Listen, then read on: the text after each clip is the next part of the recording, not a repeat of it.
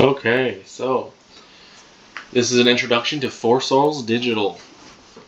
This is a project I'm working for the community in hopes that we can move to something a little better than Tabletop Simulator and basically automate a lot of the setup, cleanup, and especially the challenges, and for remote play and long-term mobile friendly. So I want to give a quick demo of where the project's at. And then to give you a quick summary, basically, I am looking for playtesters. I am on the Discord. I don't know how to pronounce it, but Malistro or the Maelstrom Media. And you can message me on there. I'll also post this video on there. And basically, if you DM me, I'm going to set up some private games on there, and we can try to get people to play and test and use this, and hopefully long term it will grow into something great for everyone. So, as you can see, this is hosted on my website. It's actually public right now. There's a few things that I've built in.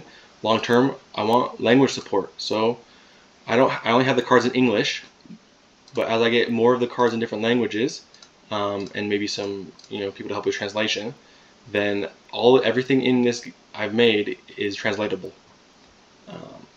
And with that, I've tried to keep exactly to the rules as I can. And so, the rules describe that during the purchase phase, you first declare a purchase, then priority passes, and then you pick your item that you purchase.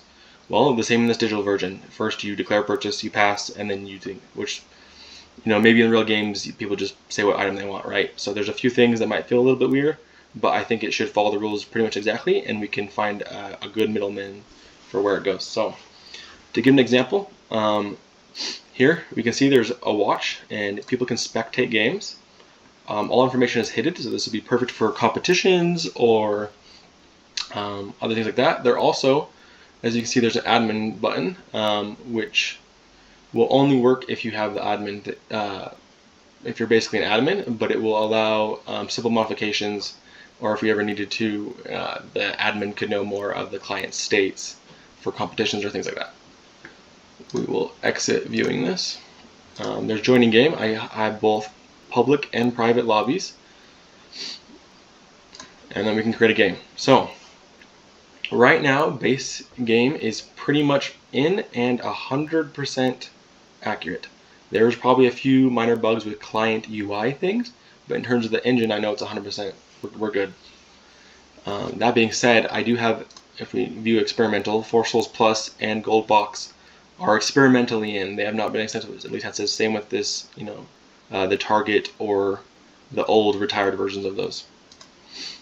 Now, along with this, as I've mentioned, challenges. So Resurrection Day is in. It has not been extensively tested, but I want to make sure people can play challenges. There also is co-op. So I'm going to make a quick public lobby here. Base game. I have a few different ratio modes. There's the fixed ratio, which uses the online thing. There's all cards, which pulls all cards from the set.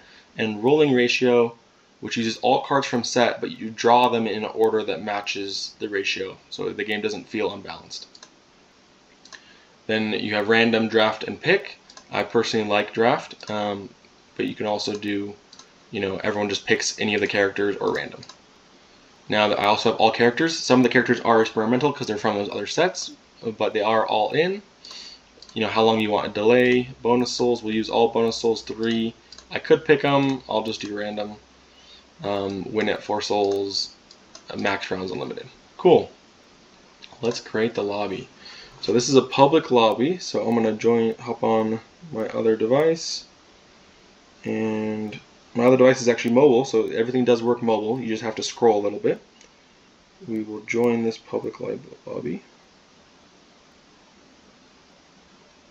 Cool. Now, as I said, I did draft. There's one thing to note for this character picker. As you can see, cards that have multiple art, you can pick which art you want. Now, for someone like the Savage, both cards say, or both items say the exact same thing, so that doesn't matter. Someone like Isaac, the old set did not have the reroll for the D6. The new set does. So that's one thing to consider, is that if you, they're grouped by this way because you don't want, 6 Isaacs, even though there technically is that in a normal play. But that way you can still choose your art, and then if you wanted the base version that didn't have the revised rules, you could take it. So I'll lock in this Isaac, and the other player will lock in Baba, and then we can start game. As you can see, I got the correct art. The other player got Baba. Now, a few notes about the actual player is you can. I have tooltips. I usually have them off. I'm trying to work on a better way, but it gives a little zoomed in with the text of what actually happens on the card. But you also can just hold Alt on a card and it gives you a big version. So way more readable, a lot bigger, right? Or the button in the corner. They both do the same thing. Now, you have actions, right? I can tap my D6, I can tap my character, I have my things.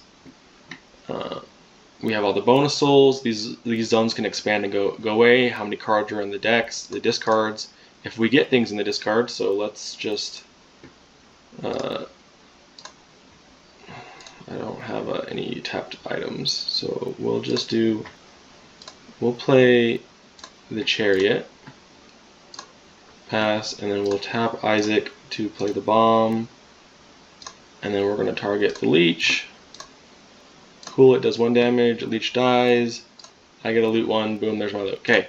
So discards, you also can tap on the discard and see everything in it. It's all public knowledge, right? So there's a few of the things. Oh, look, I pulled out the XL floor. Well, this is perfect timing. It has two things. It doesn't really matter what order they happen in. Boom. Boom. Now we actually have 3 slots. It's a perfect example of slots expanding. You can also see I can attack twice now. Not that I don't think I would this turn, but I could. Now, one thing to note is when it becomes your turn, your response gets set to active, or always. Always means that the game will always assume you want to perform an action even if you don't have one. Now, there's also off, which the game assumes you will never want to respond even if you do have a valid action. And auto, which is a mix between the two. If you have no actions, it will skip. If you have actions, it won't. But there's a timer and it will run. You'll see a little timer here. And it will count down and then skip for you if you don't do anything. Other players get set to auto automatically when it moves to a different active player, or leaves them off if they're already on off, to ensure that people disconnecting will, not clunk on games if in a large, big player game. If you leave and refresh, it will auto drone you back into your current lobby. You can leave the game, and that will permanently leave you from the game. But that is a quick intro to what I built. And as I said, the call is I'm hoping to have people message me on Discord, and we can set up some demos and some test games and get people to fully help me flesh out base game 2, make sure it's all good, and long term add some more of these sets in, and hopefully either make this a official thing or something the community can run off of. So